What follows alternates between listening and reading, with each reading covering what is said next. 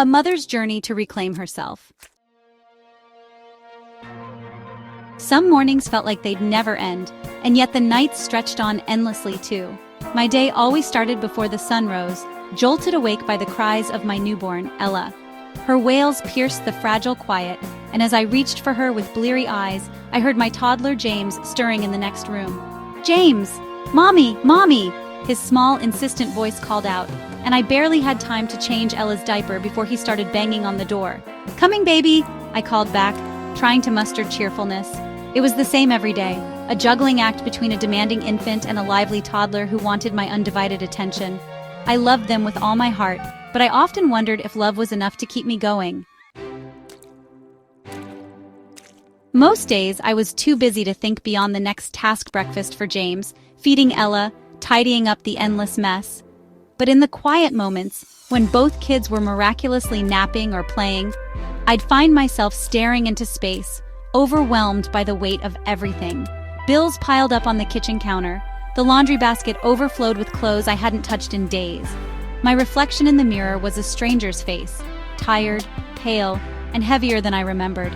I used to be so different. Before the kids, I had a job I loved, friends to meet for coffee, and clothes that made me feel good about myself. Now, every pair of jeans I owned was too tight, and my wardrobe consisted mostly of baggy shirts I wore to hide my body. I felt like I was shrinking, disappearing into the demands of motherhood, and no one seemed to notice, not even me. The turning point came one afternoon when James spilled his juice on the carpet. I lost it, not just a little. I screamed at him. His big blue eyes filled with tears, and he started crying. In that moment, I hated myself. It wasn't his fault. He was just a child, and I was so tired, so frayed at the edges that I couldn't handle even the smallest inconvenience. That night, when the kids were finally asleep, I sat on the couch with my phone, scrolling aimlessly. My fingers hovered over an old friend's post, someone I hadn't spoken to in years. She looked incredible, her smile radiant as she held up a glass of something with the caption, "Feeling better than ever. Nagano Tonic changed my life." I read the comments skeptically at first. People shared their stories about weight loss, energy boosts, and newfound confidence. Normally, I'd dismiss something like that as too good to be true.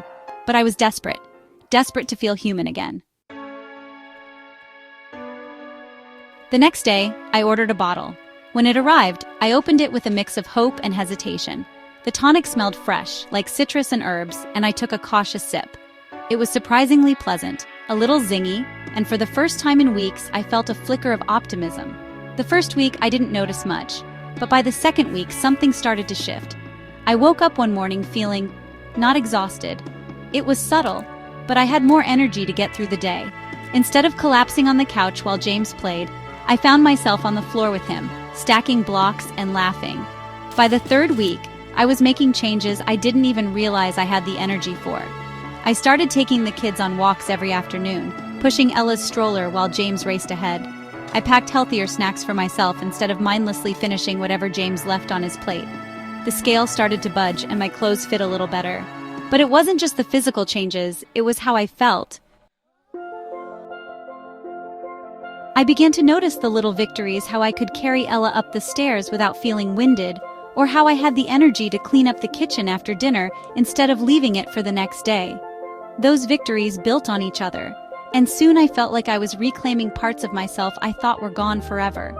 One afternoon, I caught James watching me as I danced around the kitchen, Ella in my arms. His wide smile made me pause. "You're happy, Mommy," he said. His words stopped me in my tracks. I realized he was right. I was happy. For the first time in years, I felt like I was more than just surviving. I was living. Over the months, the changes became more pronounced. I started waking up before the kids to do a quick workout or journal my thoughts. I felt lighter, not just physically but emotionally. I'd always heard that taking care of yourself made you a better parent, but now I understood it. I wasn't snapping at James or crying quietly in the bathroom anymore. I was present, engaged, and confident. By Ella's first birthday, I had dropped the baby weight and then some. I wore a dress I hadn't dared to try on in years, and for once, I didn't feel the need to hide behind a cardigan. I stood in front of the mirror, holding Ella on my hip, and smiled at our reflection. I wasn't perfect. I wasn't always put together. But I was proud. Nagano Tonic wasn't magic. It didn't change my circumstances or make life as a single mom any less chaotic. but it gave me the boost I needed to start believing in myself again, to see that I was capable of more than I'd thought, and for that, I was endlessly grateful. Because now, when I looked in the mirror, I didn't just see a mom struggling to get through the day. I saw a woman who was strong, determined, and finally starting to thrive. If you're ready to unlock a better you, comment weight loss to get the link for Nagano Tonic. Don't wait to start your own transformation and experience the energy, confidence, and focus you deserve. Make every day count as your journey starts now to peak and thrive. Don't forget to like and subscribe.